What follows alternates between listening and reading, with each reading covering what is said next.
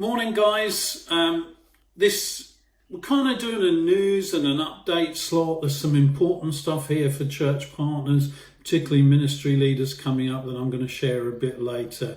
Just a few encouragements to you. I want to say don't neglect from meeting, even with the circumstances we're in. You could meet with friends on Zoom to pray and have a cup of tea together. You can meet with someone in your garden or out for a walk on the prom.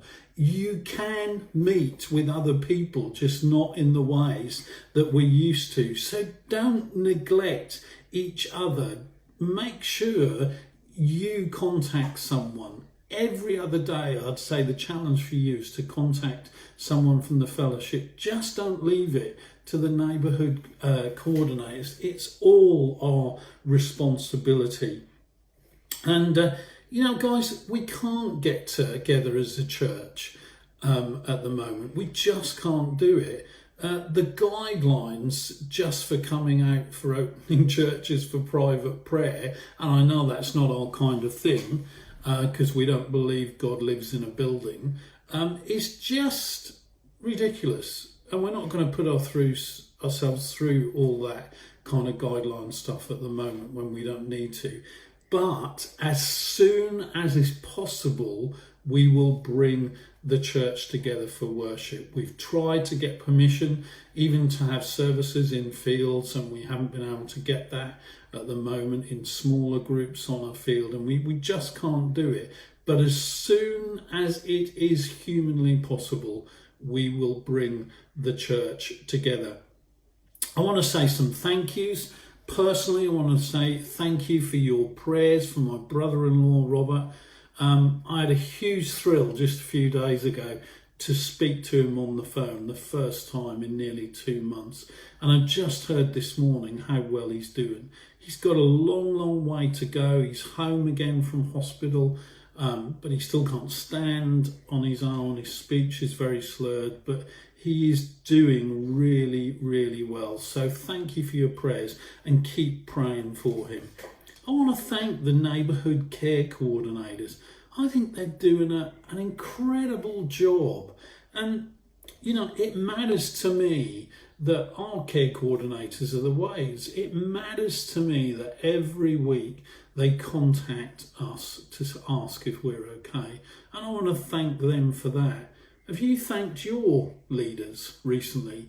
Have you actually said you appreciate what they're trying to do? I really challenge you to do that. Engage with your people in your group. I know that's your choice whether you do or not, but my encouragement to you is to engage. I want to thank the LT and the trustees. They're doing a great job and working hard. Thank you for your continued giving. And just so you're updated, we have had a load of staff on furlough, and we've, as from yesterday, put Shirley and Dan on furlough for at least the next 3 to 4 weeks. So we'll keep you updated on that when we know more. But these are the key things I want to talk with you and engage with you, because in the season we're in as leaders, we can't just dare to even think that when we get out of this, we go back to what we were. So this is the challenges that we're bringing. 3 things. First of all, a fresh challenge to call on God in prayer. We need to up our prayer levels. There's nothing stopping you from praying with other people. There's nothing stopping you getting online or on the phone. You can fellowship, so do it. We're going to have a night of prayer on Zoom on the 26th, so we'll give you details of that fairly soon. The Zoom prayer meeting on a Thursday morning at 11 is still functioning. It's great. It's really worth going to just for half an hour.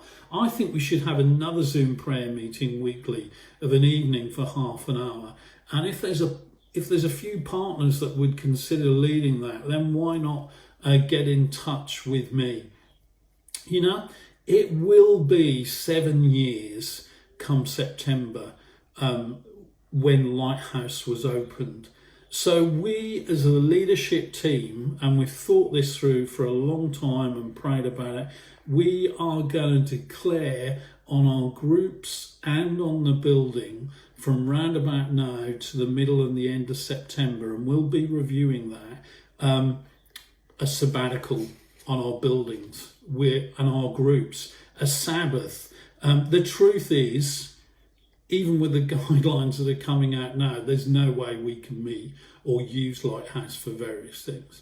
All right, so let's get in on that time and have rest. I know a lot of you might be feeling that you're bored with rest, but are you resting in God?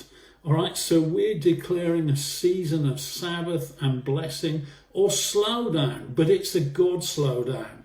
And then lastly, we really want to declare a season of review. You know, like I said earlier on, it's not going to be the same when we come back. You know, many of you have said to me just in the last 24 hours, Ian, we can't let this online presence go. And you're right, we can't. But we have to go through into review. So we are calling on every ministry in the church to do a self-review in this Sabbath process, in this slowdown process. All the training I've done on this thing says that you should consider these 4 things: what you need to start, what you need to stop, who you need to empower, and fourthly, what needs changing. The trouble is, though, in my experience of these review process, churches are very good at it, but they won't stop anything. They just keep piling it up, and it takes more and more volunteers to run it and more resources, and you have to question the fruit of it. So we're going to ask every ministry, and some ministries have already done this recently, so it's not a big thing to you. But we're going to put these questions on Facebook, online, where they'll be available for you to get copies of them. But these are the 4 questions that a lot of churches are using. And in this slow down process, we want you to do this. For question number 1, what have I learned in this time and would like to take forward to the future? What are you learning as ministries? Number 2, what do I need to leave behind? You know, so many churches drag dead things behind them for decades. Let that not be us, all right? Number 3, what does our focus need to be in this new season? And number 4, what do we see developing in the future that we need to respond to now? So, like, we need to start thinking about our online presence very soon, so that when things go back to the new normal, we have some idea about what we're going to do. So the main thing over that is, don't panic! You know, church leaders, church ministry groups often go into major panic when they're asked existence questions. Just chill. It's the summer. Think it through. Chat on the phone. Zoom each other. And the LT will be in touch, or you could even go to the LT and ask for some support and contact us. Don't discuss it on social media. That's never a good thing to discuss things. And I was reading recently that someone in a secular book, they said the main fruit of social media is anxiety. And that's an interesting claim, but make sure how you do this process does not lead to anxiety. But Lighthouse sees this opportunity for the kingdom's sake. You know, like I said, some ministries have all been through this process before, you know, but we can't come out of this the same. So just remember, we're asking you for a fresh season to call on prayer. You know, saturate the people you serve in your ministry and our communities. We're asking that in this slow down season that groups don't meet that our building will be vacant during this period, because the truth is we can't really use it at this time. And thirdly, we're asking you to review, because if we suddenly turn up on day one after this and we haven't changed anything, that is pretty sad. So we can't come out of this the same. So for Christ's sake, I'm asking you to embrace this. I'm challenging you to love each other.